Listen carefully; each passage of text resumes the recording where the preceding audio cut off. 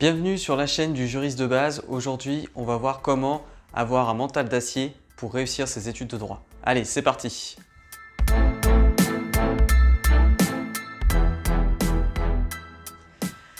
Pourquoi il est important d'avoir un mental d'acier si tu veux réussir tes études de droit? Pour deux raisons essentielles. D'abord, tu vas pouvoir donc surmonter les épreuves difficiles, les coups durs, donc par exemple le fait d'avoir une mauvaise note, de mauvais résultats ou des événements importants dans ta vie privée qui peuvent avoir des répercussions sur ton état d'esprit, ton moral au quotidien. Donc déjà tu vas savoir mieux affronter ces épreuves-là. Et deuxièmement, tu vas aussi affronter de manière plus efficace toutes les difficultés du quotidien, c'est-à-dire le fait d'avoir une surcharge de travail, d'avoir un rythme effréné, d'avoir des horaires de travail très élevés. Et donc toutes ces contraintes que tu peux avoir au quotidien, qui sont des petites contraintes mais cumulées tout au long du temps, dans ce cas-là, tu vas pouvoir mieux aussi y résister. Donc tu vois qu'il est important quand même d'avoir un bon mental. Maintenant, on va voir comment avoir ce bon mental. Donc il y a deux approches différentes. Il y a des méthodes, on va dire, classiques. Il y a des méthodes moins classique, peu orthodoxe, j'ai envie de dire underground un petit peu. On va les voir ensemble. Donc d'abord pour les méthodes classiques. Alors les méthodes classiques, il y en a trois types. Il y a d'abord les épreuves sportives, donc le fait d'aller faire des épreuves sportives, que ce soit de la course à pied, du mud day, combat, peu importe le sport que tu peux faire. En général, on est plutôt dans le cadre d'une compétition tout de même. Dans ce cas-là, tu vas avoir quand même un grand intérêt puisque tu vas devoir déjà t'entraîner. Donc le fait de s'entraîner va te demander un peu de motivation. Tu vas renforcer ton mental puisque tu as l'habitude de le mettre à l'épreuve. Donc c'est comme du sport, hein, tu vas faire grandir ton mental. Tu élargis ta zone de confort. Hein, on est un petit peu dans tout cela est un peu dans le même domaine, dans la même mécanique. Et ensuite, tu vas aussi avoir le côté compétition où tu vas être affronté face à d'autres adversaires et donc tu vas devoir avoir une force mentale plus élevée pour aller plus loin. Donc si tu fais de la course à pied, ça va être plus se dépasser, souffrir un petit peu plus pour pouvoir être plus performant. Si tu es dans le combat, concrètement là, tu vas te prendre des coups, tu vas devoir en donner. Donc ça va être un peu côté rage qui va ressortir un petit peu plus. Voilà, donc tous ces aspects-là sont hyper importants pour développer ton mental avec les épreuves sportives. Ensuite, autre voie assez classique pour finalement développer son mental, c'est ce qu'on va appeler des stratégies, on va dire, d'abstinence, c'est-à-dire ou de contrôle. Donc c'est très connu avec notamment les régimes alimentaires. On sait que plus on a un mental fort et plus on a tendance à pouvoir mieux tenir un régime alimentaire. Peu importe le type de régime, d'accord? Souvent c'est pour la perte de poids, mais ça pourrait être pour toute autre raison également. Et donc sur les régimes, c'est plus ou moins dur. Donc en termes d'abstinence, ça peut être plein de choses. Hein. Donc on a parlé des défis autour des régimes alimentaires, mais ça peut être une période sans alcool ou sans cigarette. Tout ça va chercher à renforcer ton mental. Et donc le fait de se mettre des limites, avoir de la discipline finalement, hein. Quand on parle de mental, on parle beaucoup de discipline. Et la discipline, en fait, c'est quand on fait du mental, de la force mentale, une habitude. Donc on cherche à prendre des bonnes habitudes et on fait une discipline, une hygiène de vie. Voilà, donc si tu arrives à développer ça, c'est quelque chose de très bien.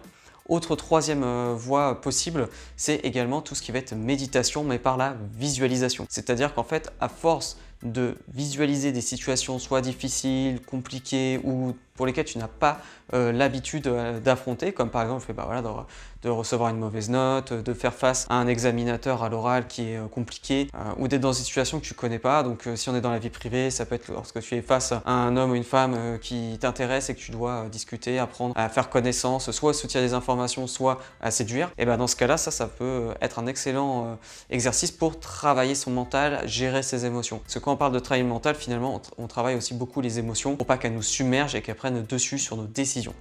Donc voilà, ça c'est pour les méthodes classiques et ensuite les méthodes un petit peu plus underground maintenant. Trois types de défis possibles selon moi dans des méthodes moins classiques. Celle que je préfère, donc je vais commencer par celle-là, c'est le jeûne. Pourquoi le jeûne? Parce que là c'est l'abstinence totale, hein, abstinence de nourriture. Et le jeûne a plusieurs vertus au-delà du seul aspect mental. Il peut avoir des effets bénéfiques sur la santé quand il est bien fait. Il peut aussi avoir d'autres aspects on va dire spirituelles entre guillemets, sont intéressantes. Tu vas, une fois passé un cap, tu peux avoir aussi la fin de ce brouillard mental, de cette surcharge d'informations, de ce stress ou cette adrénaline constante et tu redescends dans un état de calme et de plénitude. Donc ça c'est assez intéressant à expérimenter. Alors évidemment, ça ne se fait pas pendant des périodes d'études et surtout pas des périodes intenses. Donc plutôt fais-le après des examens par exemple, quand tu as besoin de te reposer, à condition d'être en forme. Et sur le jeûne par contre, je t'invite vraiment du coup à te renseigner avant de te lancer dans une pratique comme ça. Il n'y a rien d'anodin là-dedans. C'est comme plein d'autres pratiques, que ce soit du sport ou du sommeil polyphasique par exemple, il y a évidemment des précautions à prendre et il peut y avoir aussi des cas qui ne sont inadapté finalement à certaines personnes. Donc je t'invite vraiment à faire attention là-dessus. Ensuite, au-delà du jeûne, tu peux aller sur quelque chose de beaucoup plus accessible et là en général il y a moins de danger du moment que tu le fais dans les bonnes conditions. C'est des défis d'apnée. Alors attention, défis d'apnée, c'est très important de retenir qu'on n'est pas dans l'eau. D'accord? Si vous faites des défis d'apnée dans l'eau, soyez surveillés et encadrés, c'est hyper important parce que là on peut avoir vraiment des dangers. Par contre, si vous le faites dans un contexte où vous n'êtes pas dans l'eau, donc chez vous, la seule précaution à prendre c'est d'être allongé.